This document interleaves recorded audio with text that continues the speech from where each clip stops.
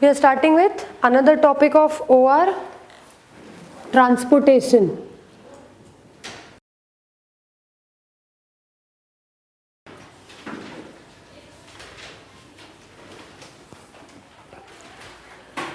हमने असाइनमेंट पढ़ा है इसके पहले. असाइनमेंट में हमने देखा था there were number of people, number of jobs, number of workers, number of jobs. हमें 1-to-1 असाइनमेंट करना था. We were to assign on 1-to-1 basis. एक वर्कर एक job. It was not more than 1 workers doing 1 job और more than 1 job done by 1 worker. 1-to-many या many-to-1 assignment was not possible in assignment. It was only 1-to-1 which was possible. Now we are starting with the second topic of OR, that is transportation. Transportation will be used in cases आपके पास में 3 factories हैं, F1, F2, F3. आपके पास 3 अलग अलग sales depots हैं, S1, S2, S3. Say one is in Mumbai, one is in Chennai, one is in Delhi. 3 अलग अलग cities से आप सेल कर सकते हो. सो डेफिनेटली तीनों जगह per your selling price will be different. आप जो बेचोगे उसका प्राइस अलग अलग होगा. सिमिलरली अगर आपकी फैक्ट्रीज भी अलग अलग स्टेट्स में है, say one is in Rajasthan, one is in मान लीजिए Maharashtra, the other is in Gujarat. In 3 states you are having factories. तीनों का आपका कॉस्ट भी अलग अलग लगेगा. तीनों फैक्ट्रीज में the product which you are manufacturing, even तो अगर आप एक ही चीज़ बना रहे हो तो भी your raw material cost, your labour cost, all the cost will be different. अगर आप कोई चीज़ मुंबई में करते हो, यू ऑलरेडी नो क्या कॉस्टिंग होती है यहाँ पर, कितनी महंगाई है बॉम्बे में, कंपेयर टू वही चीज़ आप किसी छोटी सी 3 टायर सिटी में, 2 टायर सिटी में करो तो होता है या नहीं होता है.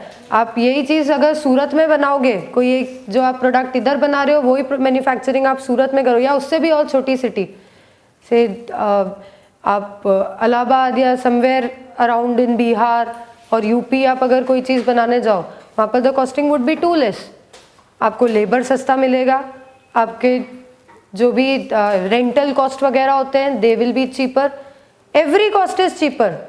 आप अगर मेट्रो का कंपैरिजन करो किसी भी छोटी सिटी से, सो मेट्रो में you whatever things you are making they will be at a higher cost.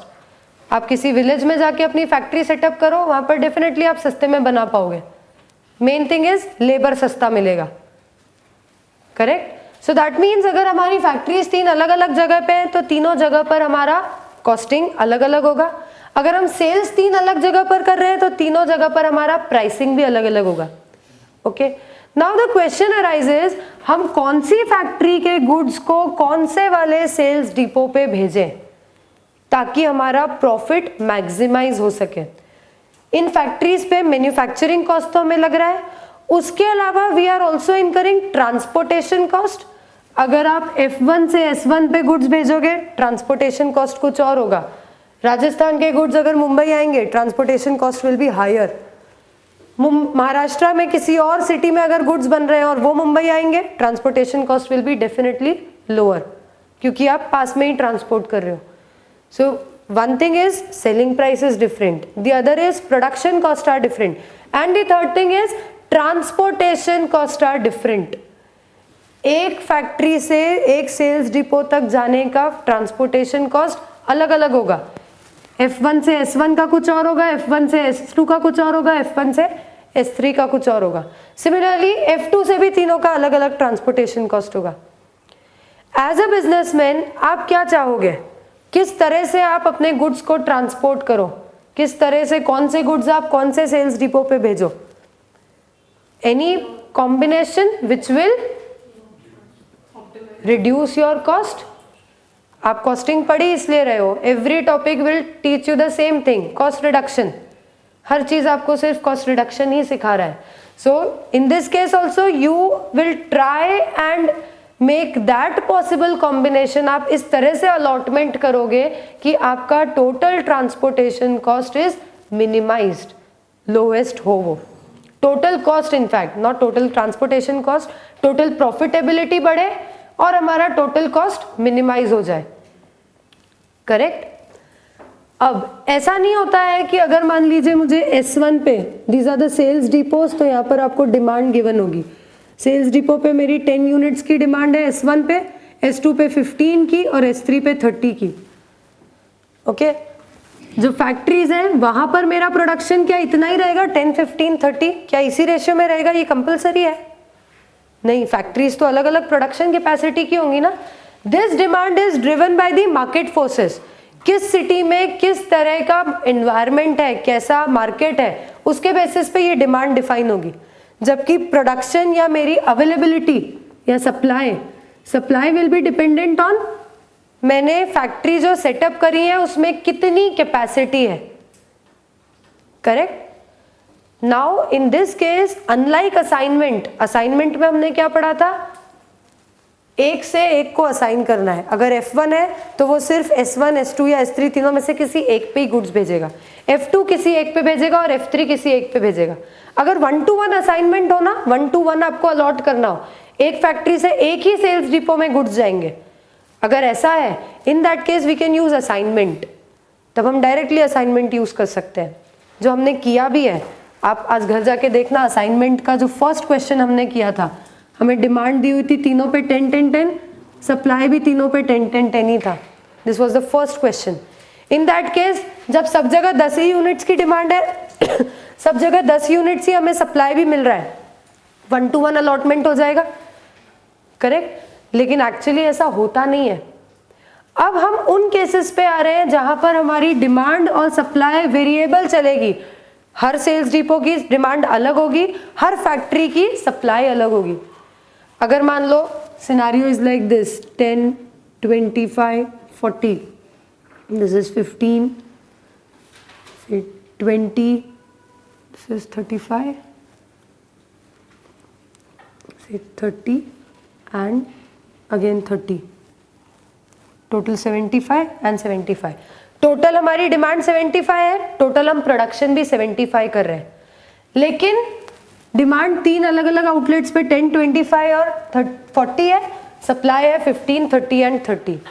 Now we can not say कि हमारा ये जो डी है, सॉरी हाँ, ये जो डी वाला सेल्स आउटलेट है, इस पे हम कोई एक ही फैक्ट्री से गुड्स भेजें। आपको यहाँ 40 यूनिट्स की जरूरत है, वो एक ही फैक्ट्री तो फुलफिल ही नहीं कर सकती, आपको दो फैक्ट्रीज का कॉम्बिनेशन लेना पड़ेगा। वैसे यहाँ पर आपकी डिमांड S1 में 10 यूनिट्स ही है, तो इसका मतलब ये नहीं है एक फैक्ट्री सिर्फ इस S1 को ही गुड सप्लाई करेगी। आपकी तीनों फैक्ट्रीज 10 से ज्यादा यूनिट्स बना रही हैं। अगर इसको भी आप बोलोगे आप S1 को गुड सप्लाई करो, F1 S1 को गुड सप्लाई करे, तो 10 विल बी सप्लाइड, बाकी 5 को वो रखेगा थोड़ी ना अपने पास, दूसरी जगह सप्लाई करेगा। करेक्ट? तो यहाँ पर हम पार्ट्स में अलॉटमेंट कर रहे हैं। इसका मतलब वी कैन नॉट से कि एक फैक्ट्री एक सेल्स आउटलेट ऐसा ही रहेगा बस, नहीं।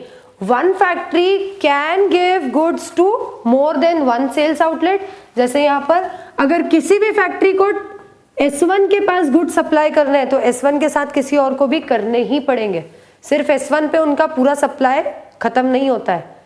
अगर इसके पास 15 यूनिट्स है, वो 10 इसको दे रही है, तो बाकी के 5 S2 या S3 को देगी ही देगी। करेक्ट?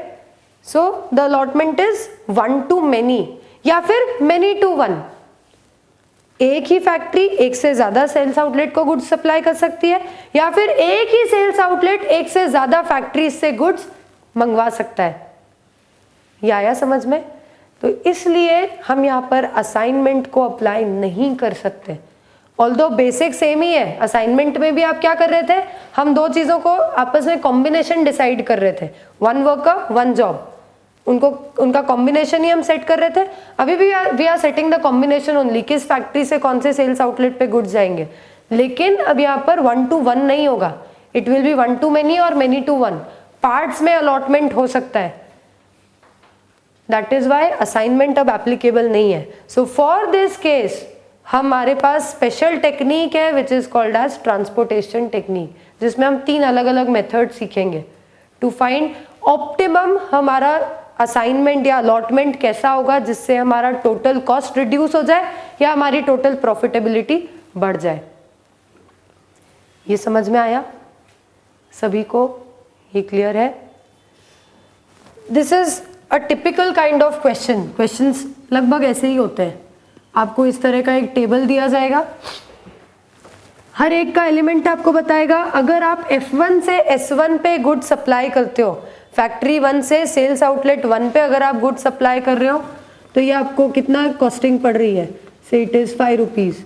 F1 से S2 पे अगर आप गुड सप्लाई करते हो इट इज 2 रुपीज। F1 से S3 पे अगर आप गुड सप्लाई करते हो it is 1 rupee, like that. ये जो एलिमेंट्स होंगे इंडिविजुअल टेबल के वो हमें बता रहे एक फैक्ट्री से एक सेल्स आउटलेट पे गुड्स पहुंचाने का ट्रांसपोर्टेशन कॉस्ट कितना। ट्रांसपोर्टेशन कॉस्ट भी बता सकते हैं, वो चाहे तो हमें प्रॉफिट भी बता सकते हैं। अगर आप गुड्स F1 से S1 पे पहुंचाओगे तो आपको प्रॉफिट पर यूनिट 5 रुपीज होगा। S1 का जो सेलिंग प्राइस है माइनस F1 पे जो कॉस्ट लग रहा है माइनस ट्रांसपोर्टेशन का कॉस्ट, सब कुछ करके 5 रुपीज का आपको प्रॉफिट होगा। तो या तो प्रॉफिट दिया जा सकता है या फिर आपको कॉस्ट दिया जा सकता है, दोनों में से कुछ भी वो लोग दे सकते हैं। But we have to remember, हमारी जो ये टेक्निक है ट्रांसपोर्टेशन, इसमें जो स्टेप्स गिवन है, the steps are meant for only and only minimization objective. हमारा ऑब्जेक्टिव हमेशा मिनिमाइजेशन ही होना चाहिए, अदरवाइज ये स्टेप्स फेल हो जाएंगी। ये जो स्टेप्स है, ये जो अलॉटमेंट आपको बता रही है, दैट अलॉटमेंट विल इंश्योर कि आपका जो टोटल ये फिगर्स का कॉम्बिनेशन आएगा that is the least possible combination. तो अगर आप इसको मैक्सिमाइजेशन ऑब्जेक्टिव पे अप्लाई कर दोगे, मतलब आपको यहां पर प्रॉफिट के फिगर्स दिए हैं,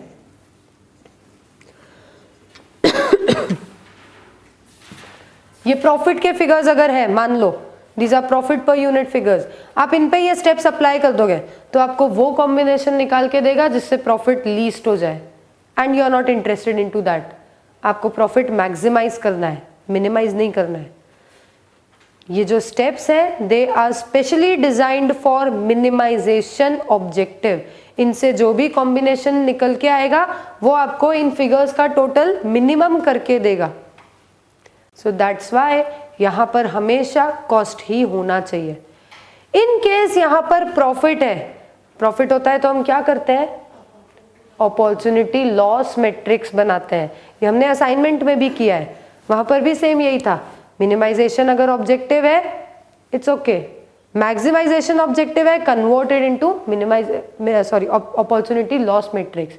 यहां भी हमें वही करना पड़ेगा। So what we will do, हम इस टेबल में से ये जो सारे फिगर्स हैं, these are the relevant figures, ये हमारे लिए फिलहाल रिलेवेंट नहीं है, हमें इनका कॉम्बिनेशन सेट करना है, इन कॉस्ट को हमें रिड्यूस करना है या इस प्रॉफिट को हमें बढ़ाना है। ये जो मैट्रिक्स है, इस पर्टिकुलर बॉक्स में जो भी एक हाईएस्ट एलिमेंट होगा, जैसे यहाँ पर 6 is the highest element, so subtract all the individual elements by 6। हर एक को 6 से आप सब्ट्रैक्ट कर दोगे, what we get resultant is the opportunity loss matrix. इसका मतलब इसका आपको रिजल्टेंट मिलेगा, अगर ये मैक्सिमाइजेशन ऑब्जेक्टिव है तो आपको इसका रिजल्टेंट मिलेगा 1 4 5 2 0 4 3 2 1। All the elements you have reduced from 6, सभी को हमने 6 में से सब्ट्रैक्ट कर दिया।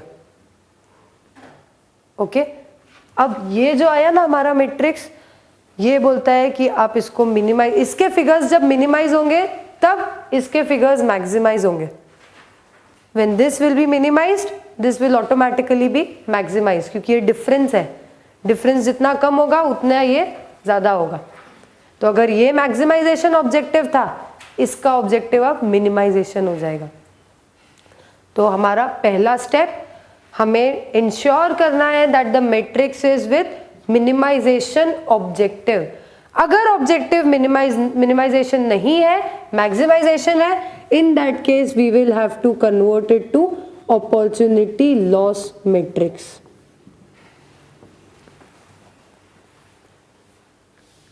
ये समझ में आया? Second, the second step, you have to ensure that the data is balanced। आपको ध्यान रखना है कि आपका जो डेटा गिवन है वो बैलेंस्ड हो। ये सब कुछ नोट्स में लिखा हुआ है, no need of writing, everything is there in the notes, समझ लो। Your data should be balanced. Balanced का मतलब आपके पास टोटल डिमांड जितनी है उतनी ही टोटल सप्लाई होनी चाहिए, या टोटल सप्लाई जितनी है उतनी टोटल डिमांड होनी चाहिए। बैलेंस डेटा मतलब वो होगा कि हमारे जितना भी आउटपुट निकला वो पूरा का पूरा सेल हो गया, that means the data is balanced. हम आउटपुट तो कर रहे हैं, हमारा जो सप्लाई है that is 100 units, whereas the demand is only 70 units. तो 30 यूनिट्स जो आपकी फैक्ट्रीज में प्रोड्यूस हो गए उनको कहाँ पर अलॉट करोगे? अलॉटमेंट में आपकी प्रॉब्लम आ जाएगी। यहाँ पर आपके पास सप्लाई ज़्यादा है, आप अलॉटमेंट करोगे किसको? ज़्यादा अलॉट कैसे कर पाओगे जब यहाँ पर डिमांड ही नहीं है? So we should make sure हमारे जो डेटा दिया हुआ है उसमें जितनी सप्लाई दी है उतना ही डिमांड है, सो दैट हम प्रॉपर असाइनमेंट या अलॉटमेंट कर पाए। ओके, अदरवाइज अलॉटमेंट ज़्यादा हो जाएगा, हमारे पास डिमांड उतनी है ही नहीं, सबको सारे रिजल्ट्स हमारे गलत हो जाएंगे। अगर मान लो ये जो डेटा है, if this is unbalanced, unbalanced होगा मतलब मान लो this is 50, when this is 50 इसका मतलब हमारी टोटल सप्लाई कितनी हो गई? 80 एंड 15 95, जबकि हमारा total demand is only 75। In that case हम 20 यूनिट्स कहाँ पर अलॉट करें? तो अलॉट तो होंगे क्योंकि हमारे स्टेप्स हैं जो अलॉट करके ही छोड़ेंगे, वो अलॉट तो हो जाएंगे और उससे सारे आंसर हमारे गलत हो जाएंगे। यह पक्का है कि अलॉट होंगे, तो हम क्या करें? हम कुछ ऐसा करें कि अगर अलॉट हो तो भी हमारे आंसर्स गलत नहीं हो। So for that what we will do, we will insert a dummy row over here. हम एक डमी कॉलम इंसर्ट करेंगे। We have to make these equal. इनको इक्वलाइज करने के लिए हम इनकी सप्लाई तो कम नहीं कर सकते, जो सप्लाई है वो उतनी रहेगी, वरना ये समझ नहीं आएगा कौन सी फैक्ट्री में से कम करें। We won't be able to guess that. So हमें सप्लाई कम नहीं करना है, हम क्या करें? डिमांड बढ़ा दें। एक डमी कॉलम इंसर्ट करें जिसकी टोटल डिमांड हो जाए 20। डमी है तो इसके सारे एलिमेंट्स होंगे 0। ये गुड्स जो 20 की डिमांड है इन पे कोई कॉस्ट ही नहीं लग रहा है। ओके, अब ये हो गया 95। Now your total demand is also 95, total supply is also 95। अब जो भी अलॉटमेंट इन 3 में से किसी पे भी हुआ है, इस डमी कॉलम में जो भी कुछ अलॉटमेंट हम करेंगे, दैट मीन्स उतने यूनिट्स आपके पास जो सप्लाई में पड़े हैं वो कहीं पर भी नहीं जाएंगे, वो एक्स्ट्रा यूनिट्स हैं, उन्हें कहीं पर भी नहीं बेचा जाएगा, जो भी अलॉटमेंट इन डमी एलिमेंट्स पे होगा। ओके, अगर ये वाला आपका साइड ज़्यादा आ रहा है तो आप एक डमी कॉलम इंसर्ट करोगे। अगर मान लो डिमांड ज़्यादा है, सप्लाई कम है, तो इंसर्ट अ डमी रो। यहाँ पर जो भी बैलेंसिंग फिगर है वो आएगा, elements will be 0। Total demand और टोटल सप्लाई ये दोनों इक्वल हमें करना है, दैट इज फॉर श्योर, तभी हम आगे प्रोसीड कर पाएंगे, अदरवाइज आगे का सब कुछ रॉन्ग हो जाएगा। यहाँ तक क्लियर है? So we have to check that the data is balanced. In case of unbalanced data हम डमी रो या डमी कॉलम इंसर्ट करके डेटा को बैलेंस करेंगे। क्लियर है? अच्छा, ये डमी जो इंसर्ट होगा, always remember this dummy will be inserted in cost matrix. ये डमी जो भी हम इंसर्ट कर रहे हैं ये कॉस्ट के मैट्रिक्स में इंसर्ट होगा। प्रॉफिट मैट्रिक्स में आप डमी इंसर्ट नहीं करोगे, कॉस्ट आपको उसका 0 बताना है। प्रॉफिट में अगर आपने उसका 0 प्रॉफिट इंसर्ट कर दिया, सारे के सारे आंसर्स रिवर्स आ जाएंगे। इसका मतलब क्या होगा आपका? अगर यहाँ पर प्रॉफिट, सपोज ये प्रॉफिट मैट्रिक्स था, आपने यहाँ पर 0 0 इंसर्ट करा, जब आप इसको अपॉर्चुनिटी लॉस में कन्वर्ट करोगे तब क्या करोगे आप? 6 - 0, इन सब का आपका कॉस्ट आ जाएगा 666। हाईएस्ट कॉस्ट जो अपॉर्चुनिटी लॉस मैट्रिक्स आएगा उसमें ये हाईएस्ट एलिमेंट्स रहेंगे 666। हाईएस्ट कॉस्ट के होंगे तो इन पे कोई अलॉटमेंट ही नहीं हो पाएगा, because they are of highest cost, तो अलॉटमेंट होगा ही नहीं, आंसर गलत आ जाएगा। अगेन एक्स्ट्रा अलॉटमेंट इधर ही हो गया। ओके, तो ये ध्यान रखना, ये पहला स्टेप होगा। अपॉर्चुनिटी लॉस में अगर कन्वर्ट करना है तो वो पहले करना है, उसके बाद डेटा को बैलेंस करना है। जो भी डमी इंसर्शन होगा रो या कॉलम का, that will be in your cost वाला matrix with minimization objective. Profit वाले मैट्रिक्स में डमी इंसर्ट नहीं होगी।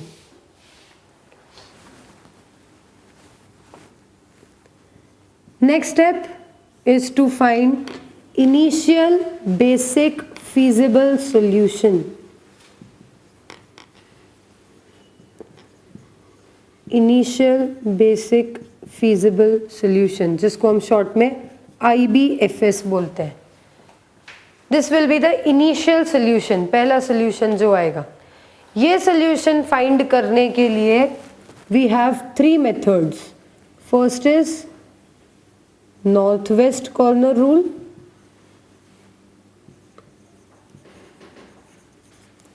second is least cell allocation method, and third is Vogel's approximation method।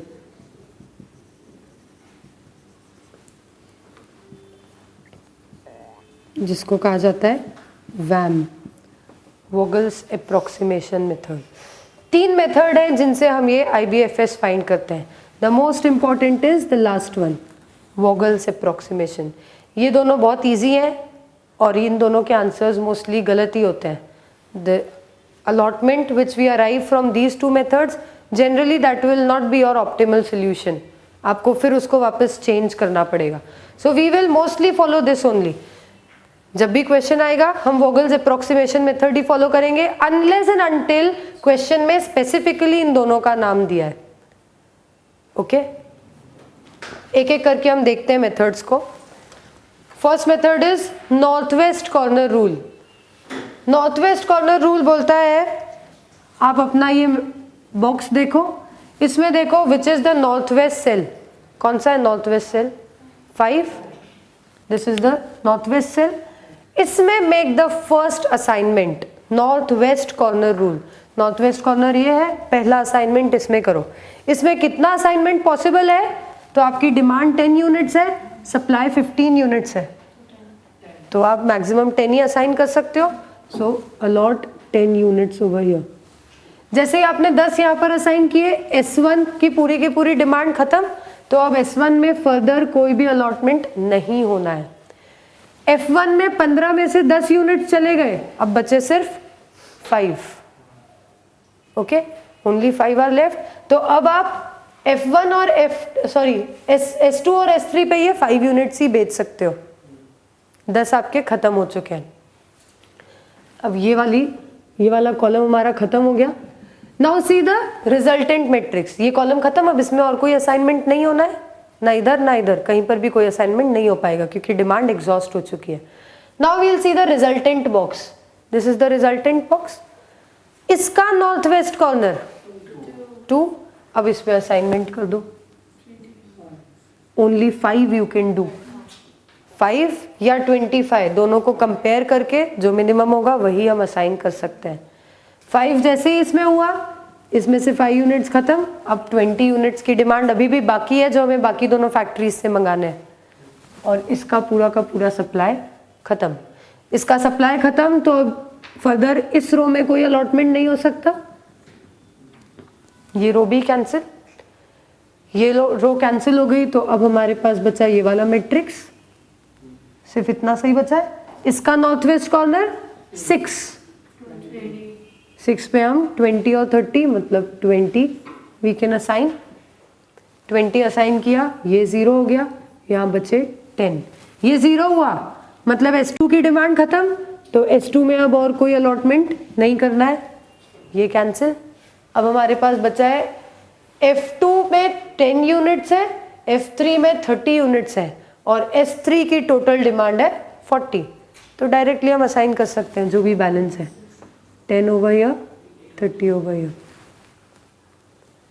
ये भी 0 हो गया, ये भी 0 हो गया, ये भी 0 हो गया, सारे यूनिट्स का असाइनमेंट हो गया। आया समझ में?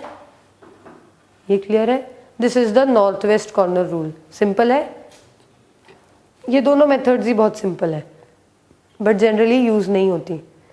हमने क्या किया, मैट्रिक्स का नॉर्थ वेस्ट वाला सेल उठाया, उसमें जितना मैक्सिमम पॉसिबल अलॉटमेंट था वो अलॉट कर दिया। वो कैसे देखा हमने maximum possible, by comparing the demand and supply. दोनों में से जो कम होगा उतना हमने अलॉट कर दिया। जब वो अलॉट हुआ तो हम देखेंगे डिमांड या सप्लाई में से क्या एग्जॉस्ट हुआ। जो एग्जॉस्ट हो गया वो पर्टिकुलर रो या फिर वो पर्टिकुलर कॉलम खत्म हो गया। आपको ये लाइंस अगर नहीं भी बनाओ तो भी चलेगा, you can simply cancel of. This is for your own, आगे फर्दर वर्किंग के लिए, it's for your simplicity. Lines बना के अगर आपको ऐसा लगता है कि बहुत ज़्यादा मेसी हो रहा है, बहुत ज़्यादा घिचपिच हो रही है, समझ नहीं आ रहा है, don't draw line, simply you can cross, you can mark these crosses. जैसे प्रैक्टिस करेंगे आपकी हैबिट में आ जाएगा। वो कैंसिल होने के बाद जो मैट्रिक्स बचा, again look at its north west corner, फिर उसमें मैक्सिमम अलॉटमेंट करो।